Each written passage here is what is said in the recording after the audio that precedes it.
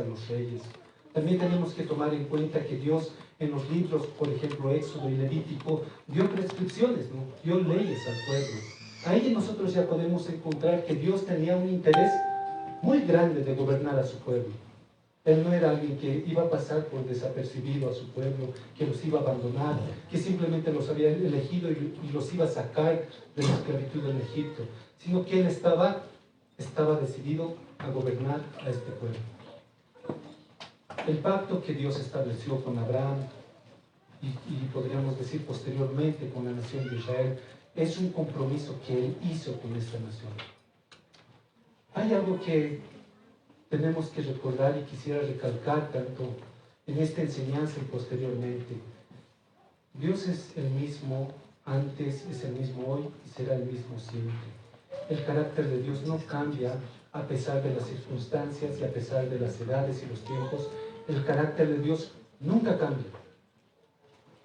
No solamente el carácter de Dios es lo que no cambia, también las obras de Dios y las promesas de Dios es algo que no cambia a través del tiempo y las circunstancias. Puede ser que nosotros, al leer el libro de Jueces, al ver inclusive nuestra actualidad y ver la sociedad, cómo se está desarrollando la vida en este entonces y en la época de los jueces, podríamos decir, realmente son tiempos bien críticos. Yo escucho muchas veces cuando, por lo menos empezó la pandemia, escuchaba a un hermano de otra iglesia que me decía, hermano, estos son los últimos tiempos, no puedes ver, mira el coronavirus, mira todo lo que está viendo, la violencia que hay en todo el mundo. ¿Saben? A pesar de cualquier circunstancia que pueda suceder en nuestras vidas o pueda suceder en la historia, Dios sigue siendo el mismo y su palabra y sus obras siguen siendo las mismas. ¿Por qué consideré que era necesario hablar acerca de esto antes de entrarnos a estos versículos? Porque nosotros aquí en estos versículos, tanto en el capítulo 3 y más adelante al desarrollar también la historia de los otros jueces, vamos a encontrar constantemente a un Dios que está airado, un Dios que se enoja en contra del pecado. Sin embargo, hemos visto que como antecedente vemos un compromiso que Dios ha establecido con su pueblo. Cuando Dios sacó a Israel de la esclavitud en Egipto, Dios les estaba diciendo directamente, yo voy a ser su Dios y ustedes van a ser mi pueblo. Son de mi propiedad y yo soy su Dios. ¿Saben? Ese compromiso que Dios hizo con el pueblo de Israel es algo que también no cambia a pesar del tiempo, a pesar de las eras y a pesar de las circunstancias. Es algo que no cambia. Ahora cuando nos encontramos en el libro de Jueces, con tantas historias que son bochornosas, podríamos decir, con tanta infidelidad y tanto pecado por parte del pueblo y tanto descuido, podríamos decir, Dios no ha cambiado. Dios sigue siendo el mismo. Es cierto que los hombres, las nuevas generaciones que han llegado, como escuchábamos en la anterior prédica, se habían olvidado del Señor, se habían apartado del Señor. Sin embargo, a pesar de todo el pecado de la gente de esa época, Dios seguía siendo el mismo, y su pacto seguía siendo el mismo, y su compromiso seguía siendo el mismo. Quiero que leamos los versículos que abarcan y hablan acerca de este juez, que es Otoniel. Yo he titulado el sermón de esta mañana, Otoniel, la muestra de un Dios que envía salvación. Quisiera leer lo que dice el versículo 7 al versículo 11. Jueces capítulo 3, versículo 7 al versículo 11 dice lo siguiente. Hicieron pues los hijos de Israel lo malo ante los ojos de Jehová, y olvidaron a Jehová su Dios y sirvieron a los Baales y a las imágenes de acera. Y la ira de Jehová se encendió contra Israel y les vendió en manos de Cusán-Risataim, rey de Mesopotamia. Y sirvieron los hijos de Israel a Cusán-Risataim 8 años. Entonces clamaron los hijos de Israel a Jehová, y Jehová levantó un libertador a los hijos de Israel, y los libró, esto es, a Otoniel, hijo de Cenaz, hermano menor de Caleb. Y el espíritu de Jehová vino sobre él, y juzgó a Israel, y salió a batalla, y Jehová entregó en su mano a Cusán-Risataim, rey de Siria. Y prevaleció su mano contra Cusán-Risataim. Y reposó la tierra 40 años, y murió Otoniel, hijo de Cenaz. Vamos a orar, hermanos. Señor, te agradecemos por esta mañana, por este tiempo, Señor, que tú permites que tu palabra, Señor, sea leída y que también sea expuesta, Padre. Te encomendamos, Señor, para que tu Espíritu Santo nos hable en esta mañana y nos muestre, Señor, de manera clara aquel acontecimiento, Señor, del libro de Jueces. ¿Qué es lo que tú a través de él nos quieres enseñar, Señor? ¿Cómo nos quieres mostrar, Señor, ese patrón cíclico que no solamente ocurre en el libro de Jueces, sino también en la historia de la humanidad, Señor? Te ruego, Señor, que tú nos guíes en este tiempo, que tú nos convenzas, Señor, de pecado, de justicia y de juicio. También presente es la necesidad de aquel Salvador. Gracias, Señor, por esta mañana que tú nos has provisto. Señor, al reunirnos como pueblo, Padre. Gracias por este tiempo y hemos orado en los méritos de nuestro Señor Jesucristo. Amén. Bueno, hermanos, cuando nosotros vayamos desarrollando estos versículos que encontramos a partir del versículo 7 al versículo 11, hay tres cosas que quiero que veamos, ¿no?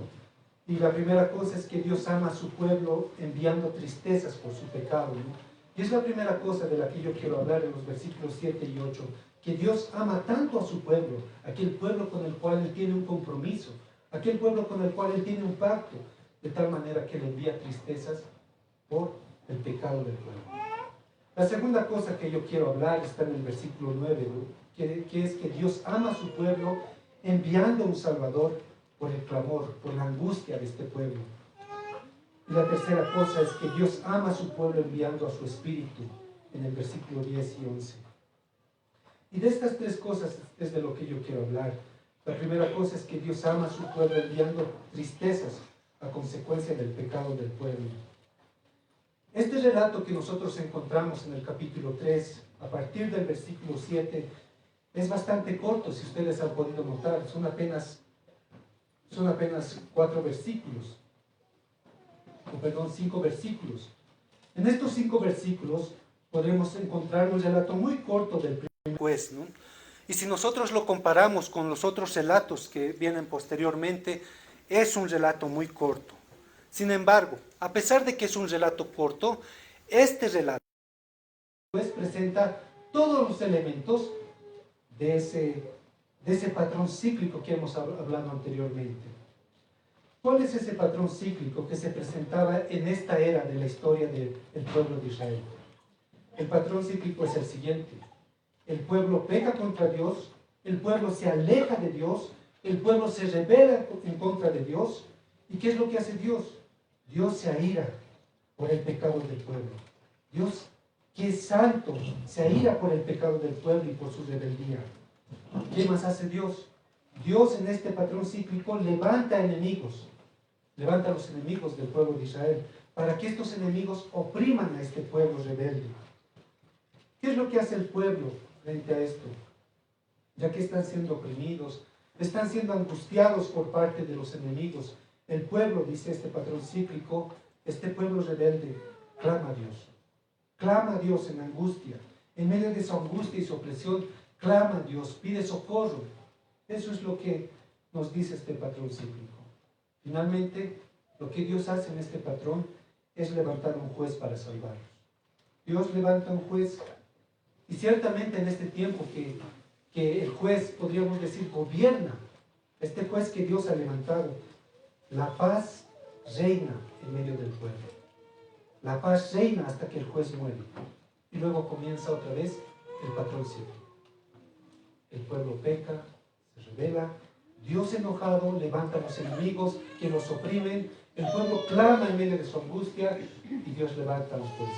Ese es el patrón cíclico que nosotros encontramos en el libro de Jueces. Y en este primer relato del liderazgo de Otoniel encontramos lo mismo, ¿no? Encontramos el mismo patrón. Si ustedes han podido tomar atención a la lectura que hemos tenido en estos versículos 7 al 11, encontramos ese mismo patrón. Encontramos a un pueblo, ya en el versículo 7, un pueblo que se rebela, un pueblo que peca en contra de Dios.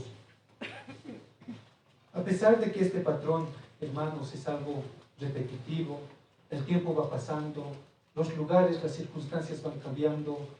Hay algo que permanece constante en este patrón. Hay una cosa que no cambia y es el amor de Dios. Es el carácter de Dios. Es la santidad de Dios. Es Dios que no cambia a pesar de que hay un patrón cíclico en medio de la historia del pueblo. Lo que quiero, mientras nosotros estudiamos estos pocos versículos que hablan acerca del primer juez, es que podamos ver que Dios ama fielmente a su pueblo. El amor de Dios es algo que nunca falla. El amor de Dios, el pacto, el compromiso, su carácter es algo que nunca retrocede. El carácter de Dios, a pesar del pecado del pueblo, es algo que no cambia.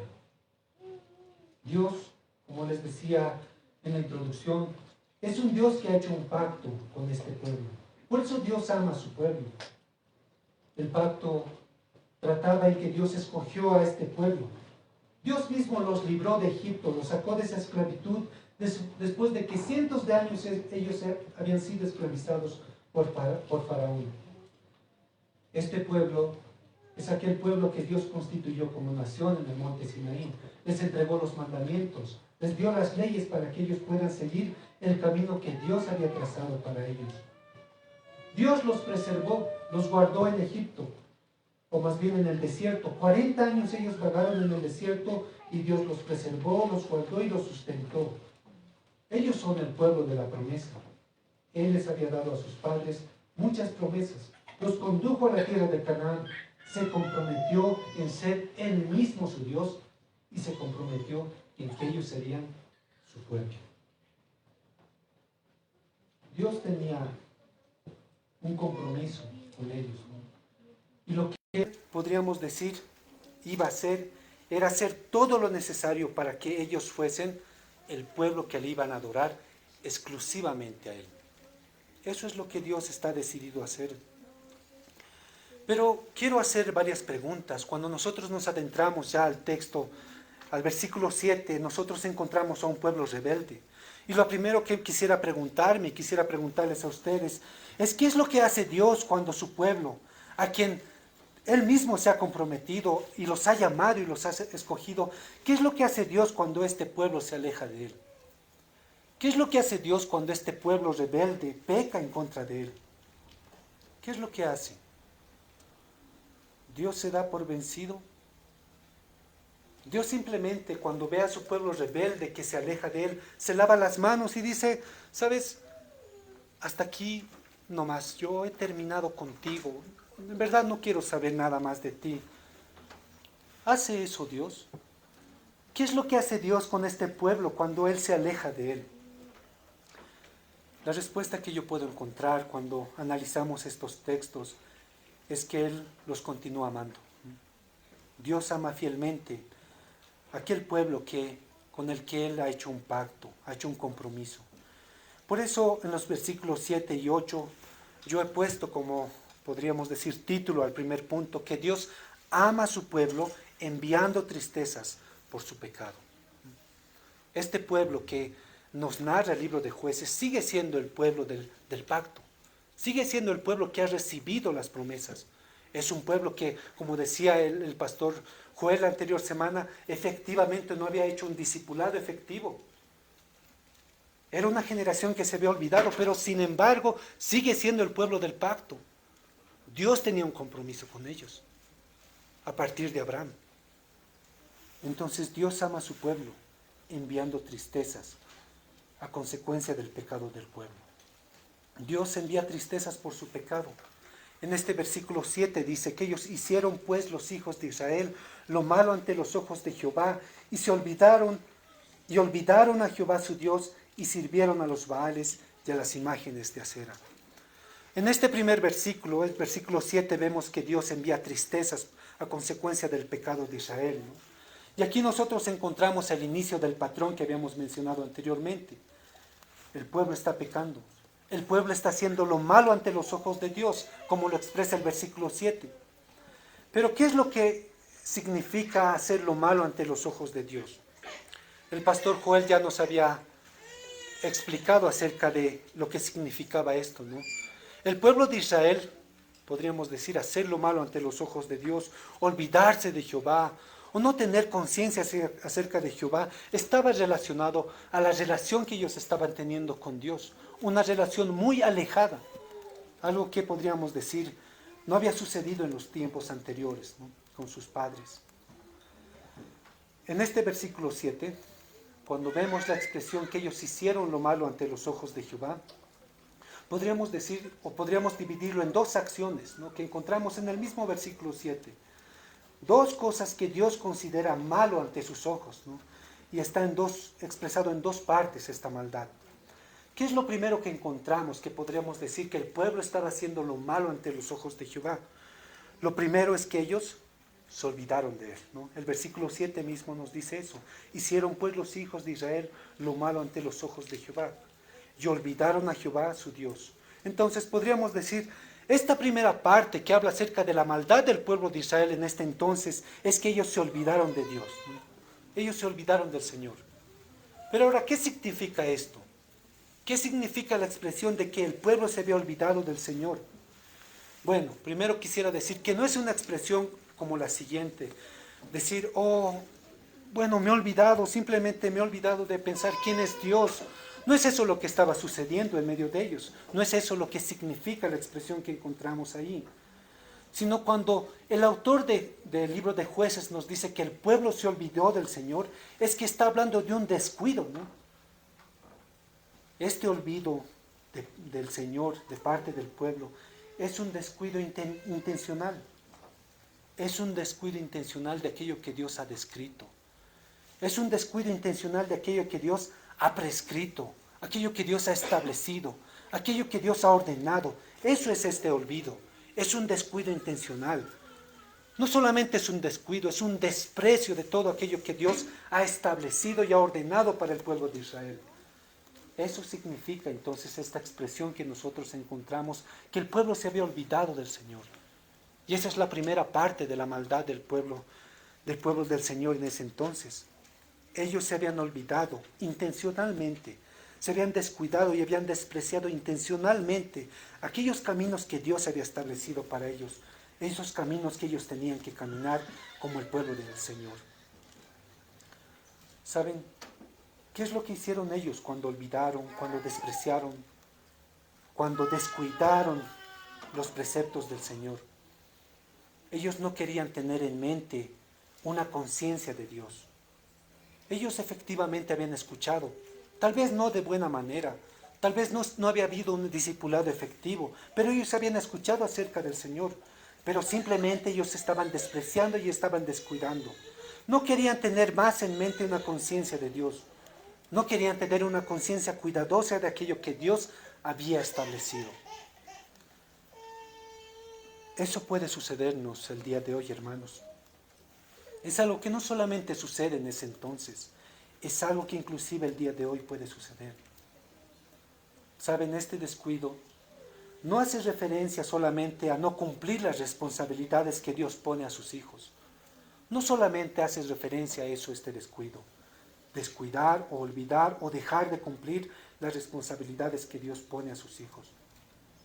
Sino también este descuido significa que sus hijos no se involucran en lo que Dios ha prescrito para ellos.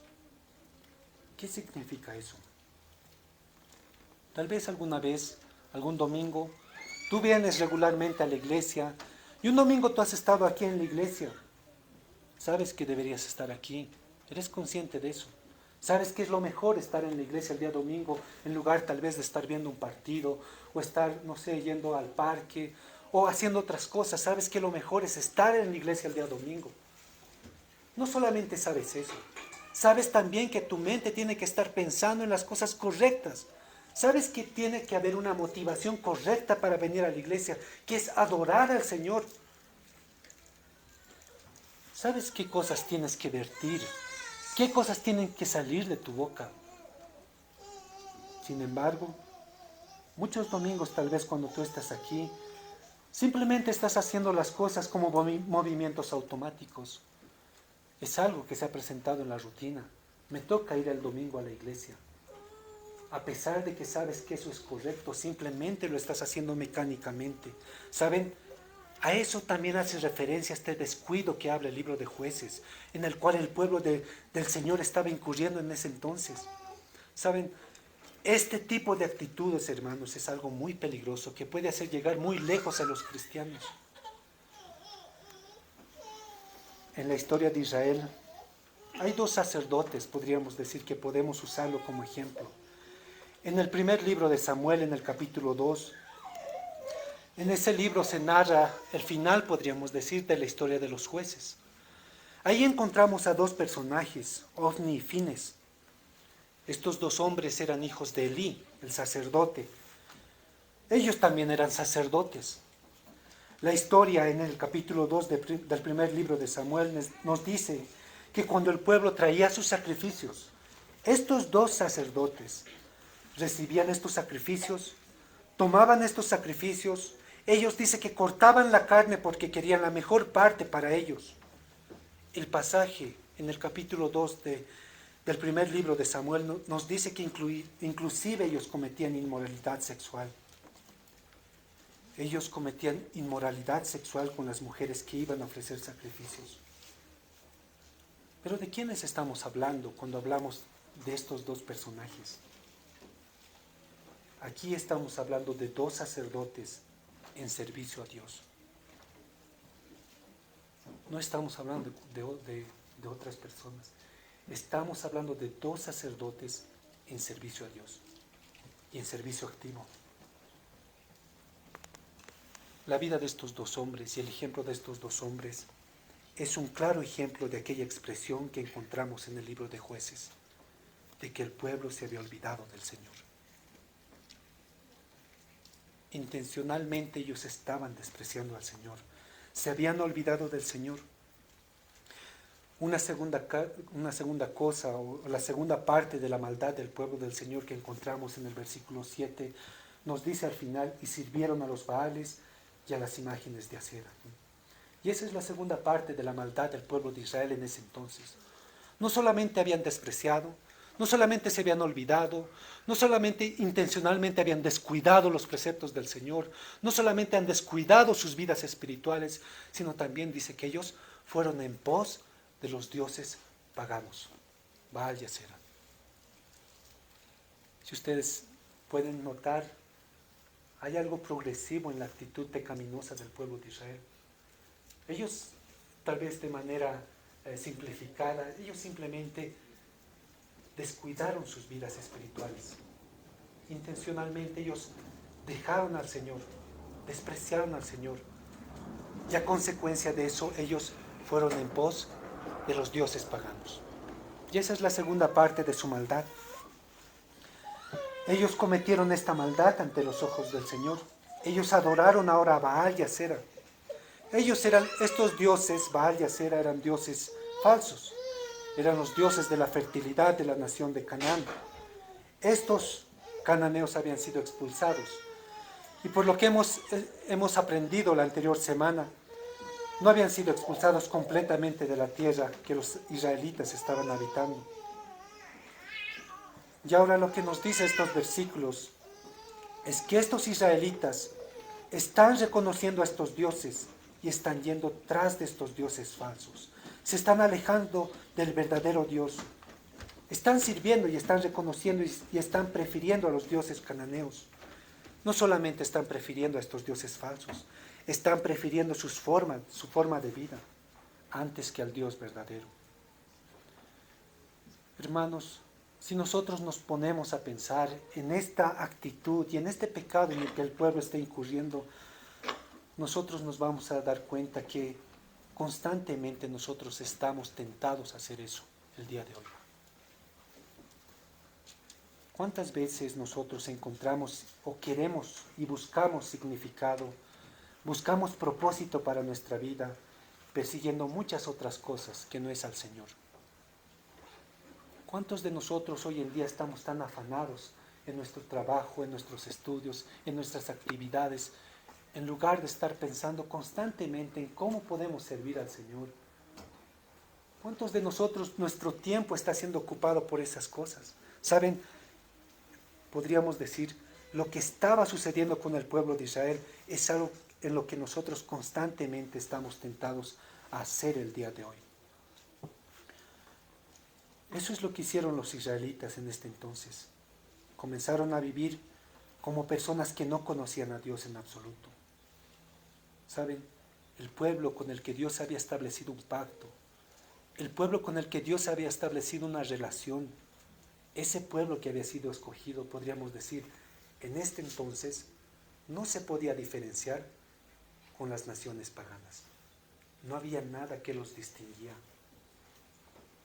Eso era consecuencia de ese descuido espiritual en sus vidas e ir en pos de otras cosas que no sea el Señor.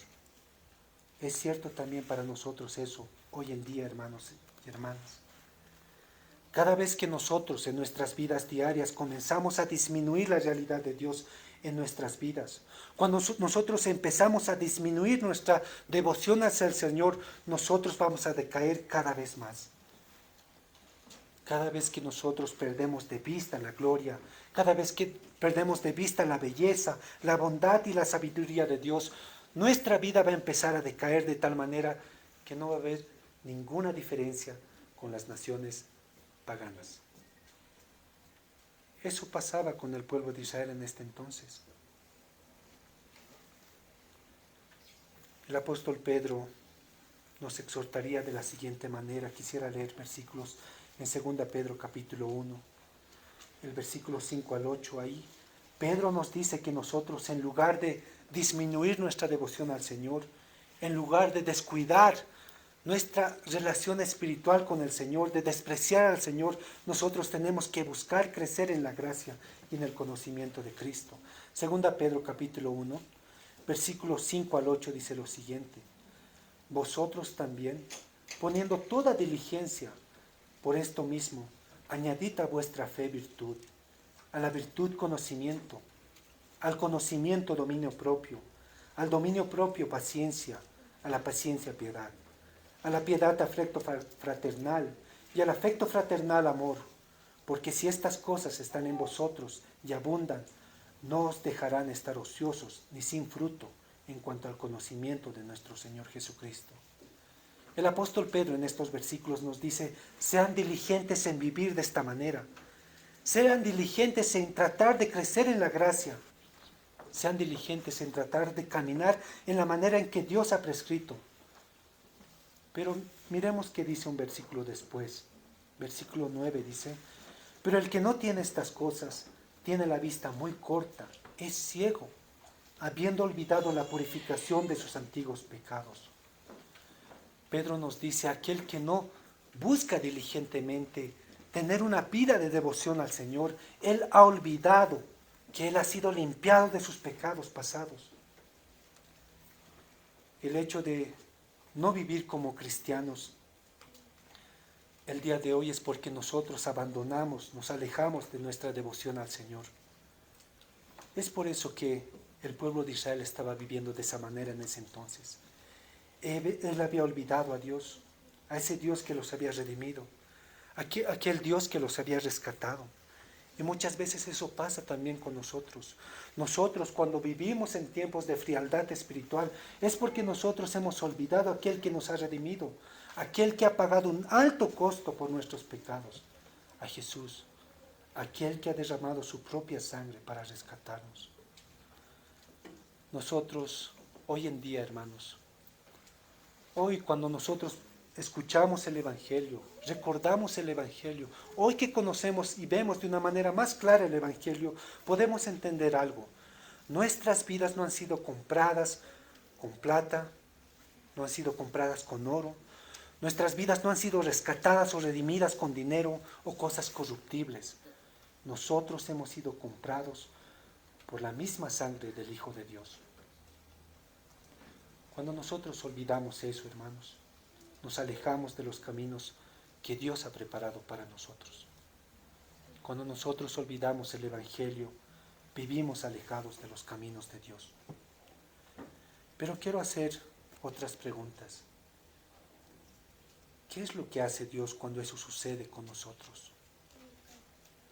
¿Qué es lo que hace Dios cuando eso sucede con el pueblo de Israel?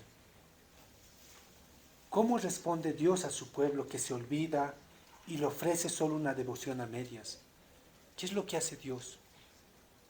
Al principio hacía estas preguntas y les respondía, Dios los ama constantemente. Pero ¿qué es lo que nos dice el texto? ¿Cómo podemos llegar a esa conclusión de que Dios los ama? El texto nos dice una cosa que es muy clara para nosotros y que tiene que quedar muy en claro para nosotros. ¿Qué es lo que Dios hace cuando su pueblo se aleja de Él? ¿Cómo Dios responde cuando su pueblo se olvida y le entrega solamente una devoción a medias? ¿Qué es cuando su pueblo se aleja y empieza a pecar? ¿Qué es lo que hace Dios? Una cosa clara nos dice el texto. Dios nunca lo va a pasar por alto. Y eso es lo que nos dice el texto y la historia de los jueces. Dios nunca pasa por alto esas cosas. Dios no pasa desapercibido el hecho de que su pueblo se aleje de Él. Dios no pasa por alto el hecho de que su pueblo empiece a pecar. Dios no pasa por alto. Dios lo considera malo. Dios no lo pasa desapercibido. Es pecado y es malo ante los ojos de Dios. Ante esos ojos que son santos, ante esos ojos de ese Dios que ama a su pueblo con el cual Él tiene un compromiso. Dios ha establecido un pacto con ese pueblo y no lo pasa por alto. Dios no pasa por alto el pecado de su pueblo. No lo pasa desapercibido cuando ellos se alejan. Él más bien lo aborda. A Él le importa. Él se involucra cuando su pueblo se aleja de Él. Pero ¿qué es lo que hace Dios? Cuando vemos estos versículos, ya a partir del versículo 8, podríamos responder, Dios hace cautivo a su pueblo en manos de sus enemigos. Y eso nos muestra el versículo 8. Dios los entrega. La expresión que encontramos en el versículo 8, Dios los vende, entrega a su pueblo rebelde a sus enemigos. Y eso es lo que encontramos en el versículo 8. Dice, la ira de Jehová se encendió contra Israel y los vendió en manos de Cusán-Risataim, rey de Mesopotamia. Y sirvieron los hijos de Israel a Cusán-Risataim 8 años. Eso es lo que hace Dios. Cuando estamos analizando la narrativa de este capítulo 3, Dios los entrega a sus enemigos. Ahí nosotros ya podemos encontrar esa conclusión que decíamos, Dios no pasa por alto los pecados de su pueblo.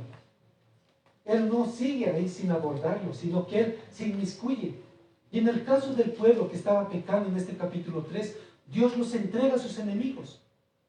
Los convierte en esclavos, los vende. ¿Saben? Aquí nosotros encontramos el cumplimiento de aquellas amenazas que Dios había hecho cuando los estaba conduciendo a la tierra prometida. Dios les había dicho, no se alejen de mí. Les dijo, cuando ustedes se aparten de mí, las cosas no les va a ir bien. Y eso es lo que está sucediendo aquí. El pueblo se apartó de Dios y no les estaba yendo bien. Dios les había advertido que no adoren a dioses extranjeros en la tierra prometida. Pero ellos hicieron todo lo contrario. Desobedecieron a Dios.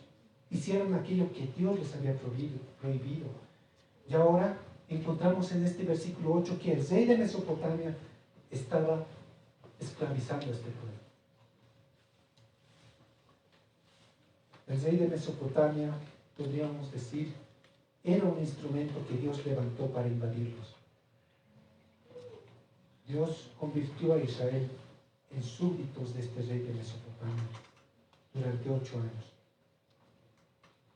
Hay algo que aquí a mí me llama mucho la atención. Cuando leíamos el versículo 7, encontramos a un pueblo rebelde que se había olvidado del Señor. Y la segunda maldad que encontrábamos en ese versículo 7 es que ellos habían ido en pos de los dioses falsos, Baal y Asera. Ahora algo que es muy curioso y que encontramos aquí es, podríamos decir, ese patrón que siempre sucede en la idolatría. Cuando Dios ve cómo el pueblo se está alejando y está yendo en pos de los dioses falsos, podríamos decir, esos dioses fueron la piedra de tropiezo, pero también fueron el hacha con el cual Dios los castigó. ¿A quién levantó Dios para juzgar a este pueblo? Los israelitas estaban adorando a los dioses de Cusán y Sataim. Y Dios levanta a este mismo hombre para hacer, podríamos decir, el peso de quebrantamiento para este pueblo. Dios levanta a este rey para que venga y los lleve cautivos. Eso nos muestra algo, hermanos. Siempre es así con los ídolos. Tú comienzas siguiendo otras cosas que no son el Señor, pensando que aquello que tú estás siguiendo o estás anhelando o estás persiguiendo con todas tus fuerzas, aquello que no es el Señor y que le estás invirtiendo todo tu tiempo, realmente te va a dar todo lo que tú necesitas. Y al final, tú terminas siendo su sirviente y terminas siendo su esclavo. Así es la idolatría. Eso es lo que sucedía con el pueblo. Estaban siendo esclavizados por otro súbdito de Baal y Acera, Cusán y Sataim. Estos versículos que nosotros encontramos y los detalles que encontramos en el versículo 8 nos dan, podríamos decir, una comprensión teológica de cómo Dios se relaciona en la historia con su pueblo. Si yo fuera historiador, o si ustedes fueran historiadores, y tal vez estuvieran en esa época y estuvieran viendo lo que está sucediendo, estoy seguro que un historiador escribiría: y el pueblo de Israel fue conquistado por este rey sirio que es Cusán y Sataim, y ellos fueron llevados esclavos, ¿no? Sin embargo, si notamos los detalles del versículo 8, notamos toda aquella comprensión teológica de cómo Dios se relaciona en la historia. Dios estaba detrás de todos estos eventos. ¿Puedes notar el versículo 8? De que Dios estaba detrás de todos estos eventos. Puedes notar que no puede ser escrito solamente desde un punto histórico, sino también teológico. De que Dios estaba detrás de todos estos eventos, de todo lo que le estaba sucediendo al pueblo de Israel. Podríamos decir, no fue casualidad de que Dios vendió en manos de Cusán y Sataim a su pueblo. Lo hizo porque su ira se encendió contra Israel. Eso nos dice el versículo 8. Ahora, ¿qué es lo que está pasando aquí? ¿Cómo nosotros podemos interpretar esta expresión que encontramos en el versículo 8? La ira de Jehová se encendió contra Israel. ¿Cómo es que podemos ver esta expresión que encontramos aquí?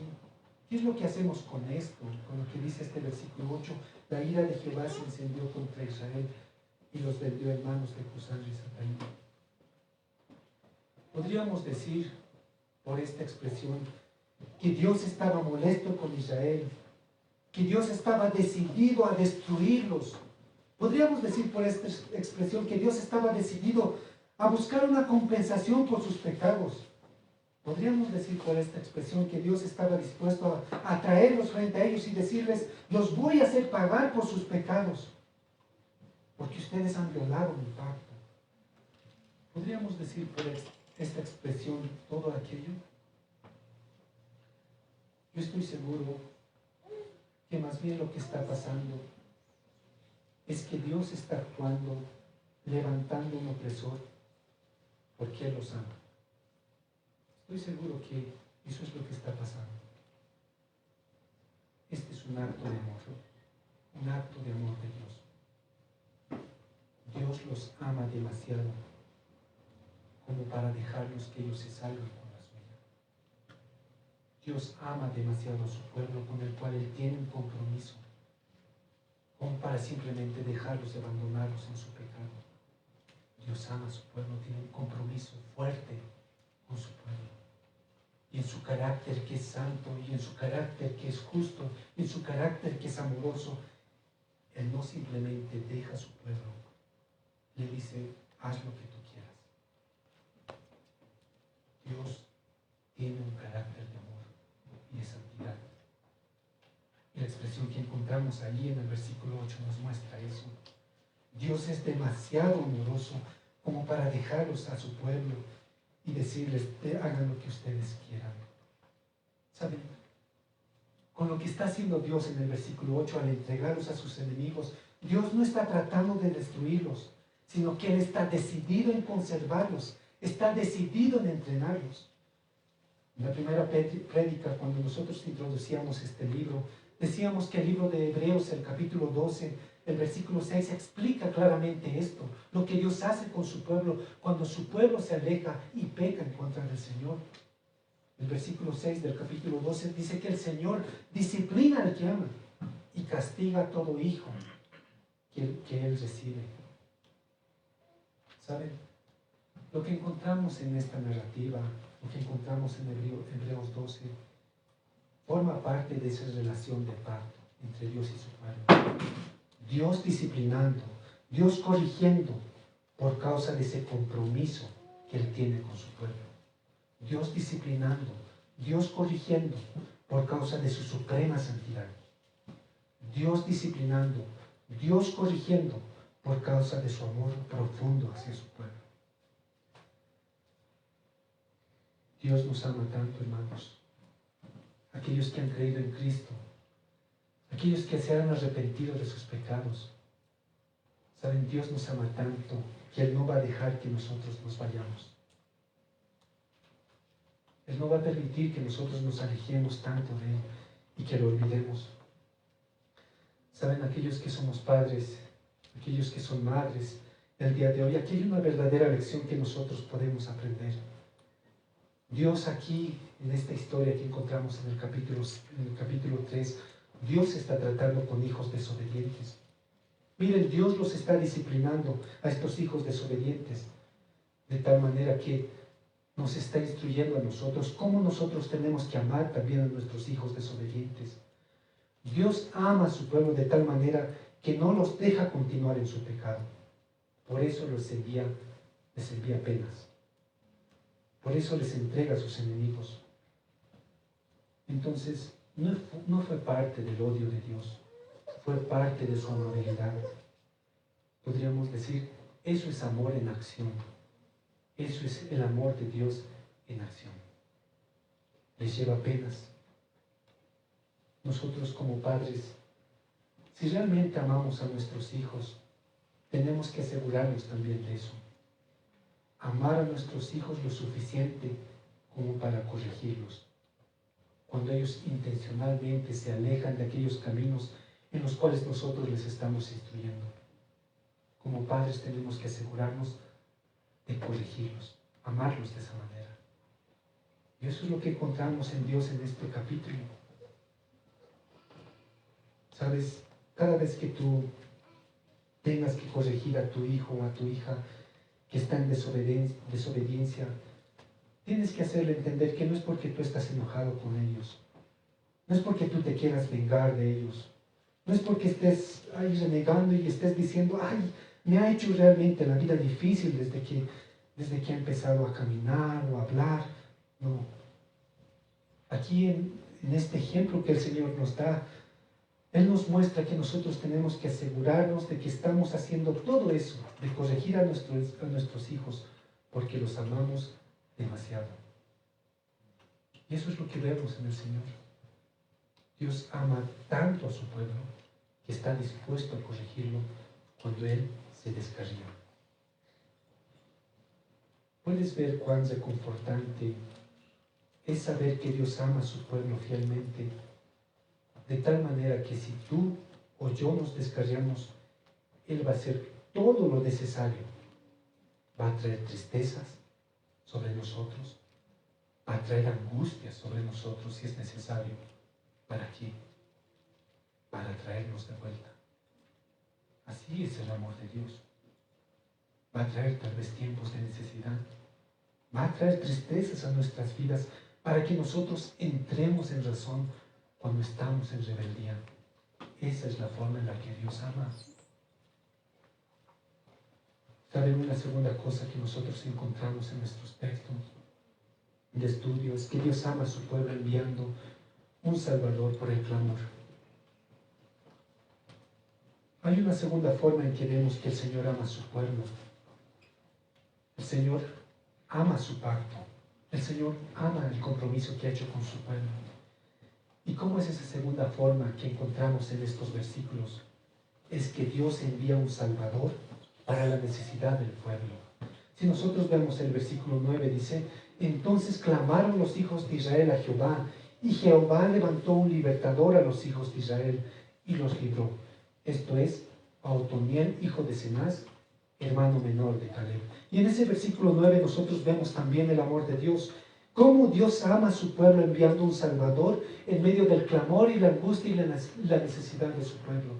Y esa es la segunda forma en la que vemos que el Señor está dispuesto a cumplir con todos sus compromisos en el pacto que Él ha establecido con su pueblo. Israel clamó, dice el versículo 9, y el Señor levantó un libertador para el pueblo, y este libertador nos salvó de aquel opresor. Aquí en este versículo 9 ya podemos ver que el libro hace mención de este primer juez, Otoniel.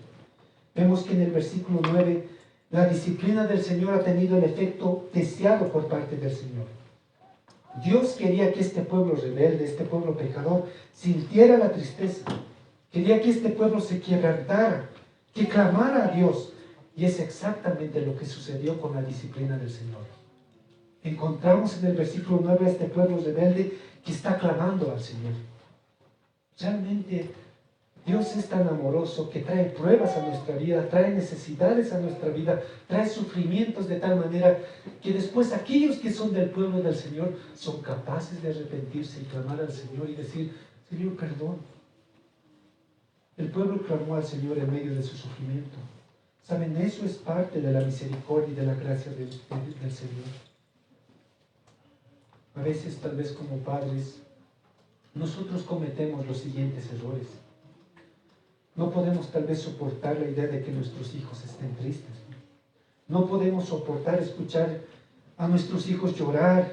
Pensamos que si ellos están llorando o están tristes, eso es una razón mala, es algo malo. ¿Y qué es lo que tratamos de hacer muchas veces? Solamente aliviarlos. Pero hay algo que la Biblia nos enseña, ¿no? Hermanos y hermanas, la Biblia nos dice, nos muestra una realidad e inclusive nos ordena que llorar a veces es bueno, ¿no? A veces hay buenas razones para estar tristes. Santiago capítulo 4, en el versículo 8 al 10 nosotros tal vez podemos aclarar esa idea, ¿no? Santiago capítulo 4, versículo 8 al 10 dice, acercaos a Dios y Él se acercará a vosotros.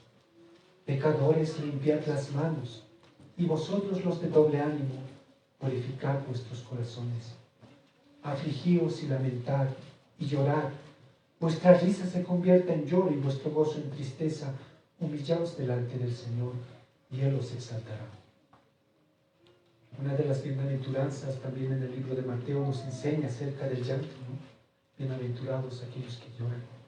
¿Saben? Hermanos, hay un tiempo que es bueno llorar. Hay un tiempo bueno que es sentirse miserables.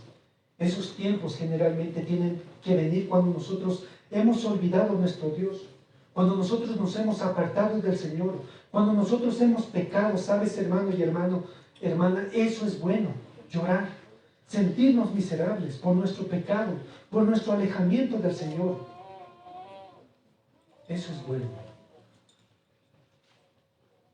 Si nosotros fuéramos tan sensibles al Señor y su voluntad, eso sería una bendición de parte del Señor. Pero también una bendición de parte del Señor es que nosotros seamos tan sensibles y llenos de odio hacia nuestro propio pecado y nos pongamos a llorar. Cuando nosotros estamos profundamente angustiados por nuestro pecado, nuestra situación difícil encuentra una solución. La gracia de Dios es más dulce para las personas que sienten más amargamente la realidad del pecado. ¿Saben? Un clamor que tiene que estar constante en nuestras vidas es que Dios sea misericordioso con nosotros. Cuando nosotros pequemos, que Él nos muestre la fealdad de nuestro pecado y que Él nos discipline. ¿Saben? Cuando eso sucede, Dios trae el efecto previsto y efectivo para nuestras vidas. Él nos muestra nuestra necesidad y nos hace llorar en medio de nuestra necesidad, pero también Él satisface esa necesidad. Y eso es lo que vemos en este capítulo. Dios provee un Salvador en medio del clamor de su pueblo. Dios no abandona a su pueblo que está necesitado. Dios no abandona a aquel pueblo que realmente está siendo convencido de su pecado y está siendo arrepentido. Dios provee un Salvador. Y eso es lo que hizo con el pueblo de Israel. Ellos estaban sufriendo, ¿no?, por aquella opresión que estaban viviendo, y ellos clamaron y Dios les proveyó un Salvador. Esto es lo que Dios hizo con los israelitas. Hemos visto, les causó dolor por el amor que les tenía. Les levantó ahora un libertador para salvarlos. Acerca de Otoniel, bueno, no encontramos muchas cosas más que en el capítulo 1 y en estos versos, ¿no? Se dice que él era sobrino de Caleb.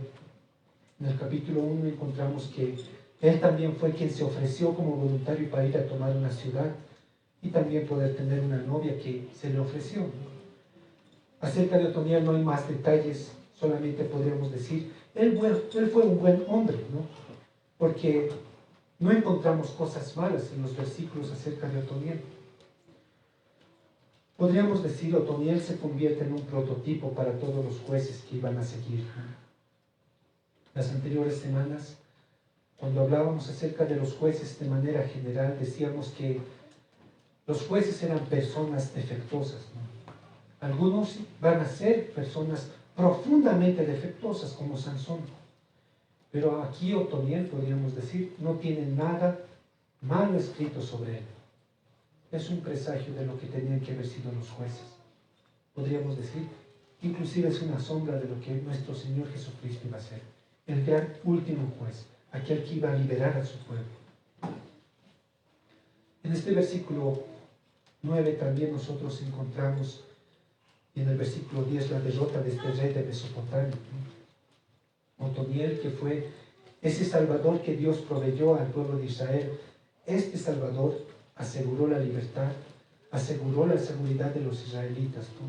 Y en esa simple frase que nosotros encontramos, Él los libró, podríamos decir, encontramos un montón de gracia de parte de Dios, ¿no? Dios salvó a su pueblo, no porque ellos lo merecían, no porque ellos se volvieron a Él, sino porque Dios ama su pacto, ama su compromiso y ama a su pueblo. Quiero que te pongas a considerar en algo. ¿Qué es lo que contribuyeron los israelitas a esta salvación que Dios hizo? ¿Qué es lo que contribuyeron de acuerdo al texto? ¿Qué es lo que hicieron ellos? ¿Qué acciones tomaron? ¿Cómo se organizaron militarmente? ¿Qué es lo que hicieron? El texto nos dice simplemente que ellos clamaron al Señor. Simplemente nos da esa contribución de parte del pueblo. No hubo una organización, no hubo una retribución a lo que ellos habían hecho. El texto simplemente nos dice, ellos clamaron al Señor. Podríamos decir, ellos no limpiaron sus actos, inclusive no se convirtieron en mejores personas, tal vez inclusive podríamos decir, no enderezaron sus vidas, no pagaron una multa o una retribución por todo lo que habían hecho, sino simplemente ellos lloraron y clamaron, reconocieron lo que eran, reconocieron en lo que se habían convertido, reconocieron quiénes eran ellos ahora delante del Dios que es santo y lleno de gracia, y clamaron a ese Dios. Simplemente eso. Ellos simplemente hicieron eso, clamar al Señor, llorar por su pecado. No hubo ningún tipo de actividad más de parte de ellos. Eso es lo que espera el Señor de nosotros también. Espera de que nosotros tengamos una necesidad de Él. Y esta necesidad inclusive es algo que es provocado por parte de Dios. Dios les trajo tristezas y eso permitió que ellos reconocieran su necesidad, miraran al Señor, y Dios en esa necesidad envió un Salvador. Quisiera hacerte algunas preguntas. ¿Alguna vez has sentido esa necesidad de Dios? ¿Alguna vez, cuando te has puesto a examinar tu propia vida, has sentido la realidad y los estragos del pecado en tu propia vida? Tal vez tú no lo llames así, pero quisiera decírtelo de otra manera.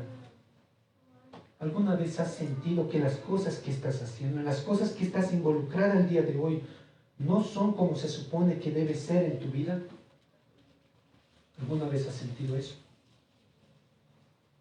tal vez en lo que tú estás inmiscuido el día de hoy, tal vez en tus estudios, en tu trabajo, y estás buscando un sueño, tal vez te has puesto a pensar en algún momento, hay algo más detrás de todo esto, no es suficiente, nunca termino de saciarme. ¿Alguna vez has sentido eso? Tal vez alguna vez, mientras estabas durmiendo en tu casa, en tu cama, y estabas golpeando tu cabeza con tu almohada, has pensado, no todo aquello que me está pasando, no debería ser como debería estarme pasando a mí. Si has sentido todo eso, sabes, esa es la bondad de Dios contigo. Esa es la bondad de Dios mostrando algo de la verdad sobre ti mismo. Tal vez sea el primer avance o el primer amanecer de la verdad de ti sobre ti mismo. Hermanos y hermanas, el pecado ha devastado todas las cosas. Todas las cosas. Cuando el Señor te esté mostrando que las cosas no están marchando bien en tu vida, que las cosas que estás viviendo, que las cosas que estás haciendo no son como debería ser. En otras palabras, cuando Dios traiga convicción de pecado a tu vida, no lo apagues. Cuando Dios te esté haciendo reconocer tu pecado, no lo apagues, no lo anestesies, sino reconoce tu pecado y clama a Dios. Cuando Dios trae convicción de pecado, así es como Dios muestra la necesidad que tú tienes acerca de Él. Y sabe, no solamente hace eso Dios. Dios te muestra tu necesidad y satisface tu necesidad enviando un Salvador. Por eso Él envió a su Hijo Jesucristo. En amor Dios envió a su Hijo para salvar. Si tú miras y confías en Él y te entregas a Él, vas a encontrar salvación. Esa es la salvación que no se puede encontrar en ningún otro lugar, sino solamente en Él. Hermano, ¿qué es lo que haces cuando tú sientes esa separación de Dios? ¿Qué es lo que haces cuando llegan esos momentos en los que dices, realmente creo que mi vida está muy lejos de lo que era antes, ese primer amor, cuando realmente había una pasión muy fuerte por Dios? ¿Qué es lo que haces? No lo apagues. No lo pases desapercibido. No pongas una anestesia a esos momentos, sino clama al Señor. Dile, Señor, lo arruiné. ¿Estoy pecando o estoy en pecado? Eso es lo que nos muestra esta historia. Clama a Dios. Clama a Dios, reconoce a Dios. Que tu quebrantamiento reconozca tu necesidad de Él. Dile, Señor, ven con tu gracia. Y sabes, en esos tiempos de angustia y de quebrantamiento y de reconocer tu pecado, Él vendrá a ti y sanará y restaurará. Algo que es correcto, podríamos decir, de todo esto, en cuanto a nuestra relación con Dios, es que lo único que tenemos que ofrecerle, que tenemos para ofrecerle al Señor, es reconocer nuestro pecado, es quebrantarnos. No podemos hacer grandes esfuerzos. No hay méritos que podamos hacer y llevar delante de Dios y decir, mira, merezco tu salvación. Lo único que podemos ofrecerle al Señor es nuestro quebrantamiento y nuestro arrepentimiento. Confesión humilde. Señor, me he estropeado, me estoy arruinando, realmente estoy inmiscuido en un pecado del que realmente solo no puedo salir. Señor, no estoy viviendo como tú me has llamado a vivir. Señor, estoy pecando. Señor, mi pecado está entremezclado con mis pensamientos. Continuamente estoy humillando a las personas en mi mente. Estoy envidiando a las personas. Mi pecado, Señor, está entremezclado con mis palabras. Señor, mi pecado está entremezclado con mis obras, con lo que yo estoy haciendo. Señor, me encuentro aquí, ahora, por mi propio pecado. Estoy quebrantado. ¿Por qué? Porque yo he pecado. Son mis acciones lo que me ha traído aquí. Eso es lo que Israel hizo. Y eso es todo lo que Dios quería ver en su pueblo. Y eso es lo que Dios quiere ver en ti. No puedes traer nada más. Dios trajo penas en sus vidas. Y así sus corazones fueron preparados. Ellos sintieron el peso de la opresión sobre ellos. Y Dios después levantó un libertador.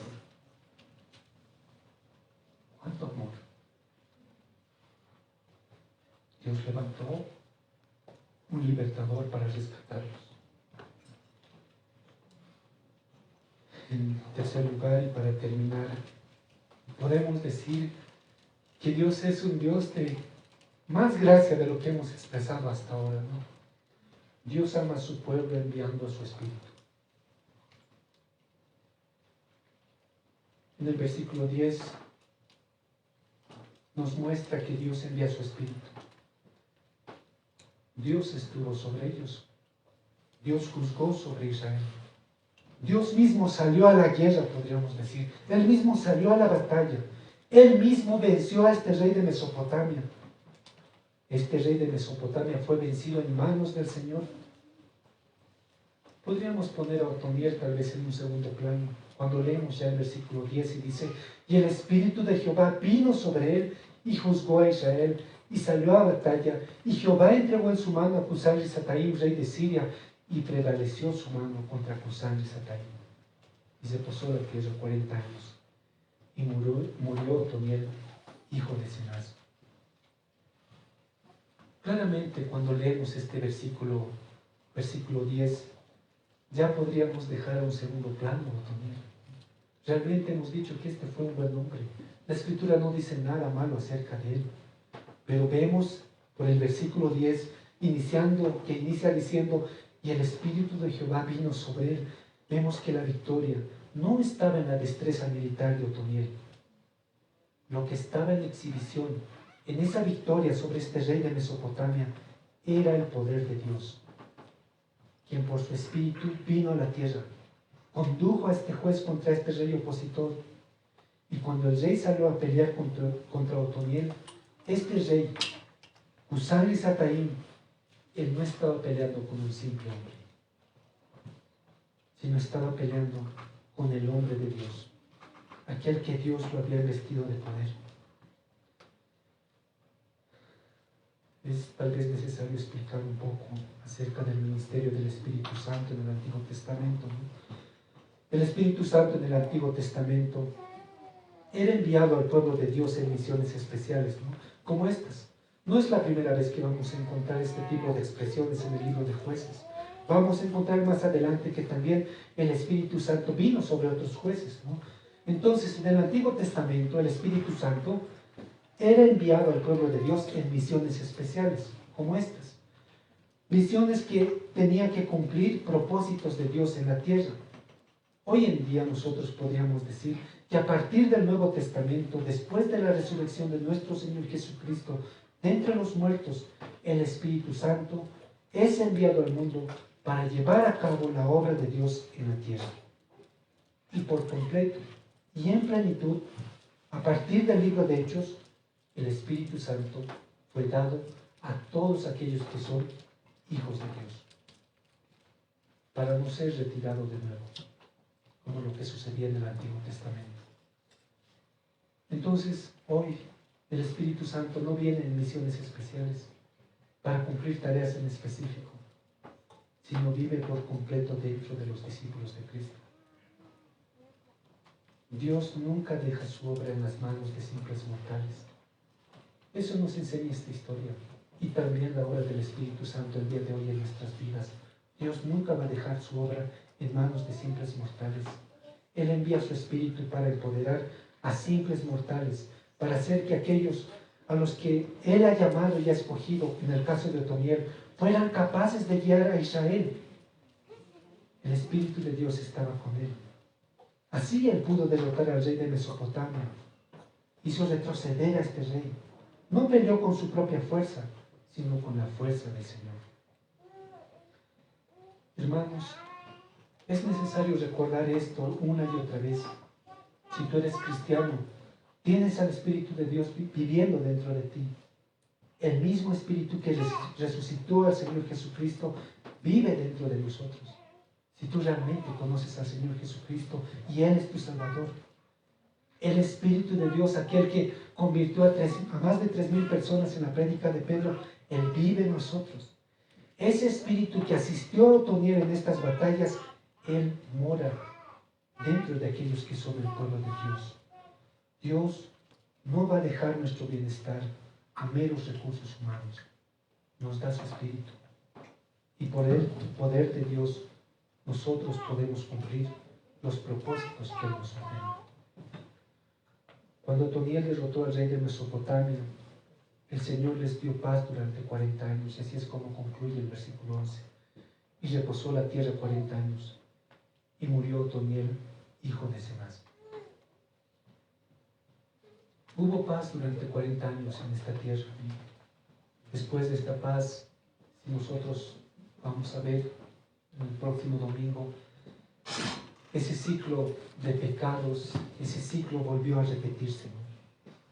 Esta paz fue una paz pasajera. No solamente 40 años, era una paz que tenía un fin. ¿Saben? En cierto sentido, cada obra de cada uno de los jueces, y ahora Otoniel podríamos decir, es un presagio, es un anticipo del cielo, ¿no? Es un anticipo acerca de nuestro Señor Jesucristo. Él traerá paz continua, una paz sin fin, y esta será la obra de un mayor juez, que es nuestro Señor Jesucristo. Otoniel murió. Otoniel murió, la paz duró solamente 40 años. Y la muerte de Otoniel, podríamos decir, dejó al pueblo y nos deja inclusive a nosotros con más ganas, con ganas de más, ¿no? Él fue un buen hombre. Podríamos decir, si él viviera en nuestra época, si Otoniel estuviera aquí presente, al ver que él fue un buen hombre, nosotros como nación lo escogeríamos como presidente, ¿no? Diríamos, él puede ser un buen gobernante para nosotros. Sin embargo, a pesar de que él fue un buen hombre, siempre nos quedaríamos con ganas de más. Así es con los gobernantes. Así es aquí en esta tierra. Muchos de nosotros tenemos esperanza en hombres o en cosas, sin embargo, siempre nos vamos a quedar con ganas de más. Nuestra paz, nuestra satisfacción en este mundo siempre va a ser algo pasajero. Por eso Dios envió a su Hijo, para mostrarnos que en Él nosotros tenemos un perfecto Salvador, que en Él tenemos un perfecto juez, y en Él podemos encontrar una paz eterna. Quisiera hacer algunas aplicaciones muy cortas para concluir este sermón. ¿Sabes? Si tú estás pasando por épocas o por etapas muy difíciles, si ahora mismo tú estás recibiendo de parte del Señor y te está mostrando tu realidad pecaminosa, puedes sentirte esperanzado, ¿no? Dios no va a escatimar nada para completar la obra que Él ha comenzado en nosotros. Inclusive va a traer tristezas, va a traer tiempos de necesidad, pero Dios no va a descansar hasta cumplir su propósito con nosotros. Tal vez tú no conoces al Señor el día de hoy. Sabes, Dios te ha traído a ti para escuchar esto. Dios te ha traído para que entiendas que Dios es un Dios santo, que Dios es un Dios justo, para que entiendas que Dios es un Dios de amor. Y lo que Él quiere que veas es cuán necesitado tú estás de Él. Que veas tu pecado, que seas quebrantado. Eso es lo que Dios quiere mostrarte. Que hay una necesidad profunda en ti, que reconozcas tu necesidad. Eso es lo que Dios quiere contigo, que clames a Él. Y sabes, cuando eso suceda, Él te salvará. Vamos a orar, hermanos.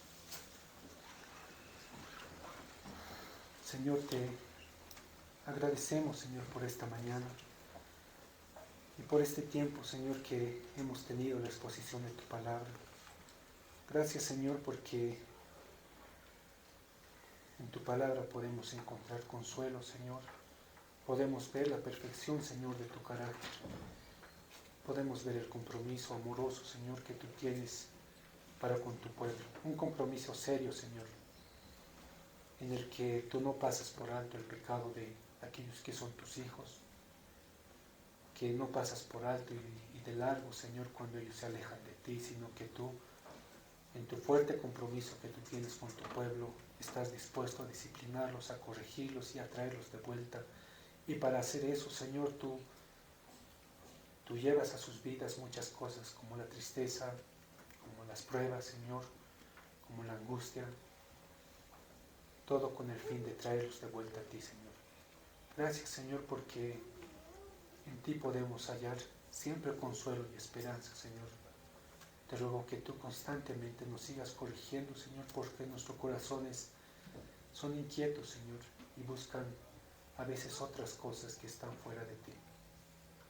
Te ruego por mis hermanos y hermanas, Señor, por aquellos que son adultos, por aquellos que son jóvenes, por los niños, Señor, para que tú corrijas, Señor, aquello que está chueco, Señor, en nuestras vidas.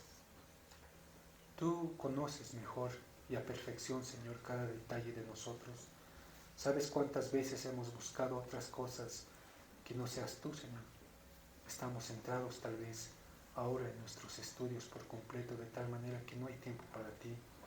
Tal vez algunos estamos también en el trabajo, o estamos buscando una relación, Señor, y estamos tan metidos en eso que nos hemos olvidado de ti, Señor.